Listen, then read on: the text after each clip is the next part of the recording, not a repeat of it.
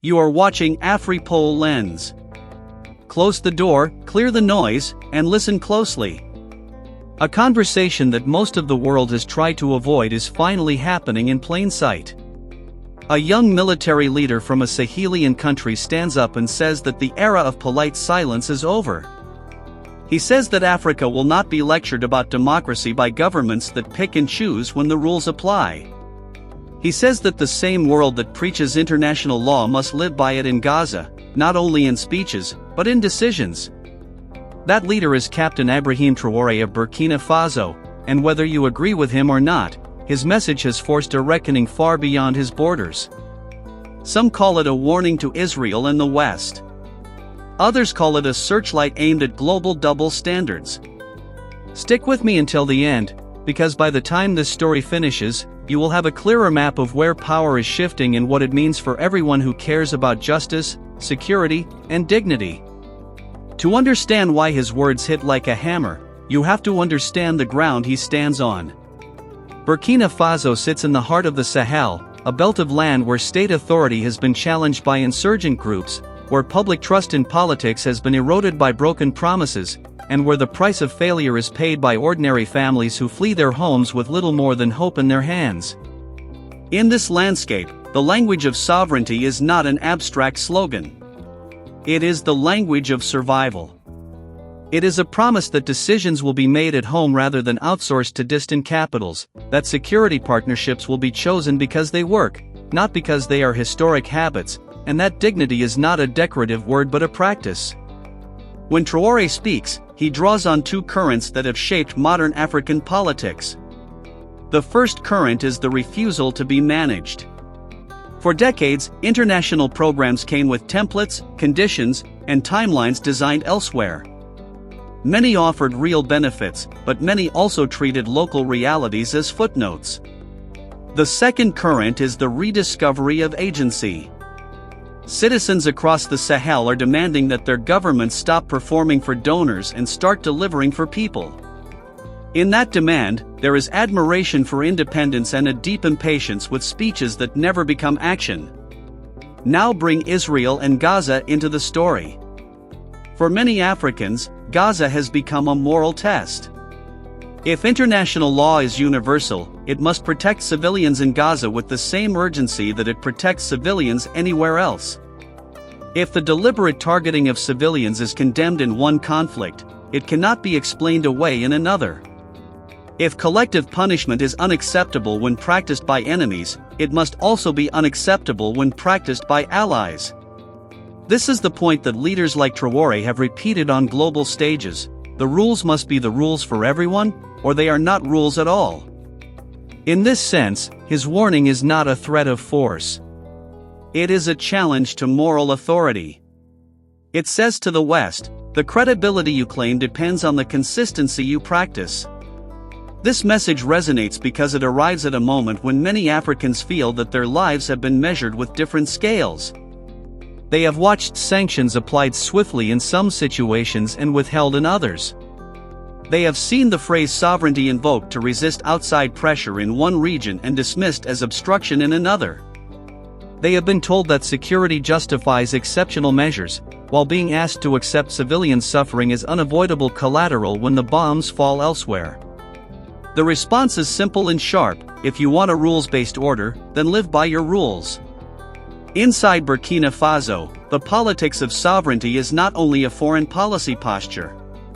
It is a reordering of priorities. It says that security cannot be subcontracted forever. It says that partnerships must be rebalanced, even if that means breaking with old patrons and experimenting with new ones. It says that regional neighbors facing the same threat should cooperate more closely, building common defenses and stronger political coordination. It says that development cannot wait until after victory, because a war without a horizon is a war that feeds itself. These are not easy promises to keep.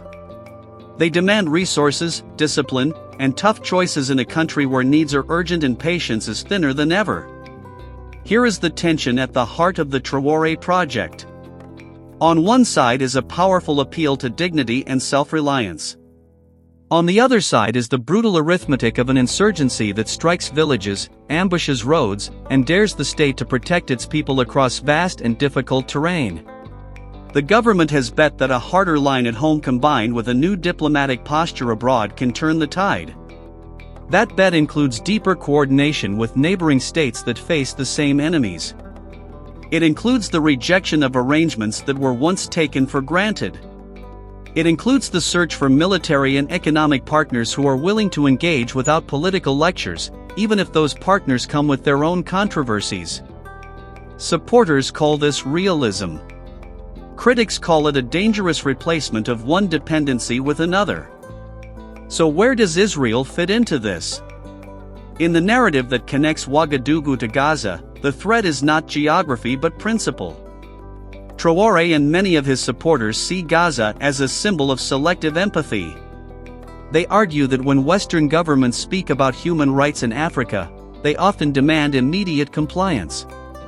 But when those same governments confront violations in a conflict where their allies are involved, the language softens, timelines stretch, and excuses multiply. The message from the Sahel is that this pattern is no longer acceptable. If you insist that African states resolve abuses quickly and transparently, you must insist on the same from your allies in the Middle East. If you invoke international humanitarian law in Africa, you must defend it with equal force in Gaza. Otherwise, calls for reform sound like control, and calls for partnership sound like patronage. This argument is not a fringe position. It is gaining ground among young Africans who are instructed to believe in the promise of a multipolar world where power is distributed and respect is mutual. They watch as their governments are asked to take sides in great power competitions. They hear the talk of values, but they see the reality of interests. In that gap, a new political energy is forming. It does not idolize any outside power. It courts options. It bargains. It refuses to be cowed by threats of isolation. It looks for leverage where leverage can be found. It experiments with regional compacts that promise shared defense and joint development. It re-evaluates memberships in organizations that once defined the neighborhood. It tries to build financial tools that are not controlled by actors who can freeze them with a signature. Whether these experiments succeed or fail, they point to a continent that is tired of waiting for permission. Now consider the view from Western capitals. Some officials see a troubling drift and warn that engagement built over decades is being unwound by leaders who prefer short-term applause to long-term stability. Others argue that the West invited this backlash by delivering security plans that did not secure people and by treating partnership as a lecture hall instead of a negotiation table. There is also the concern that if Western influence wanes, other actors will fill the vacuum with their own agendas, supply lines, and narratives. In private, diplomats acknowledge that credibility has been damaged by the way Gaza has been handled. In public, they return to familiar language about support for a two-state solution and the need to protect civilians. The question hanging over this diplomacy is whether Africans believe those words anymore. From Israel's perspective, there is skepticism about the motives of leaders who use Gaza to score points against the West. Israeli officials argue that they face a ruthless enemy that hides among civilians, that mistakes happen in war, and that they are judged by a harsher standard than others. They point out that their country has partnered with African states on development and security for years, and that those relationships serve mutual interests. They fear that the politicization of Gaza in African debates will harden into automatic hostility rather than constructive engagement. In that space, there is room for conversation, but there is also a risk that positions freeze into identity, where every statement is read as loyalty or betrayal rather than policy. The most honest way to evaluate Traoré's so-called warning is to ask what it aims to change. It is not a call to isolate Israel forever.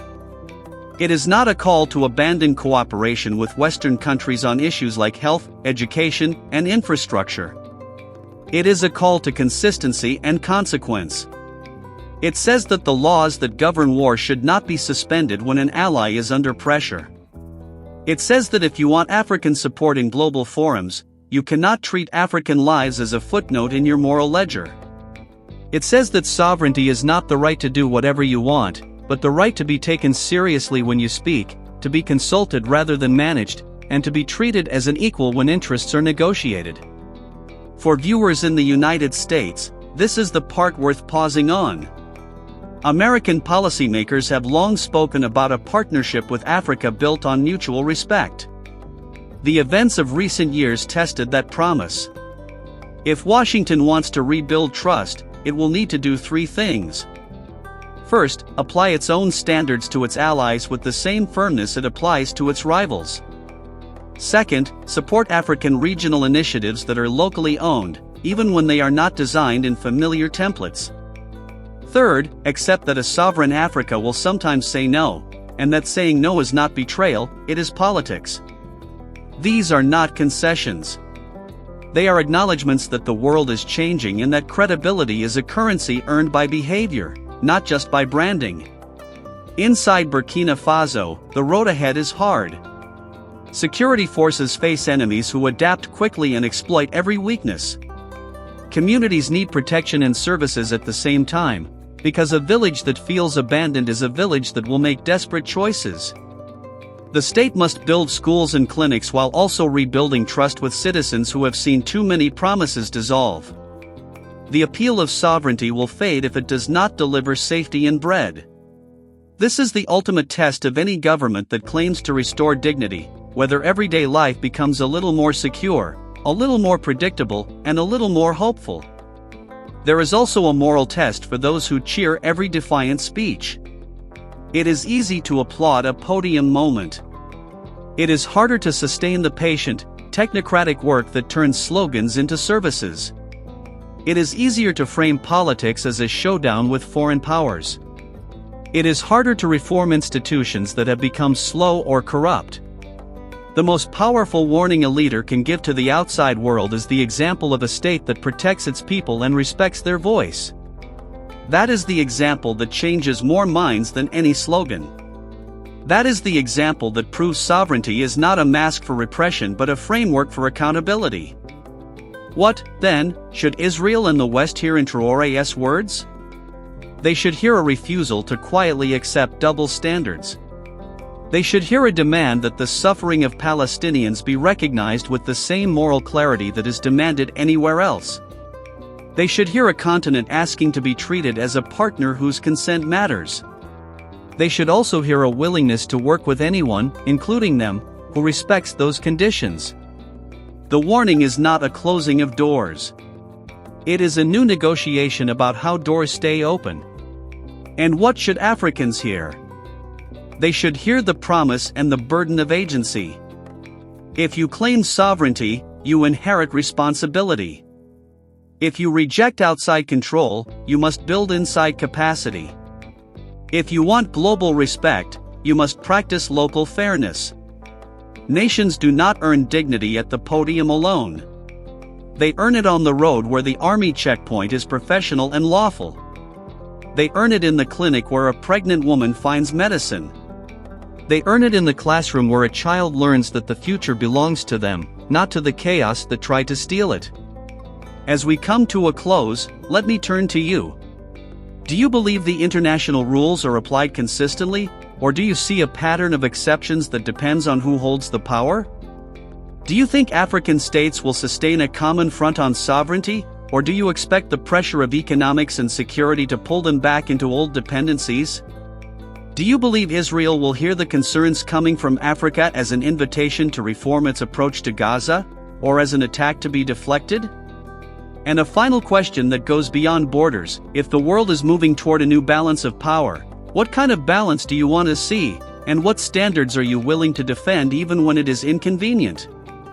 If you found this analysis useful, stay with AfriPol Lens. Like the video if it added clarity to a complex debate. Subscribe to the channel so you do not miss our deep dives on the politics that shape lives, not just headlines. Share your thoughts respectfully in the comments. Tell us where you agree, where you disagree, and what you want us to examine next.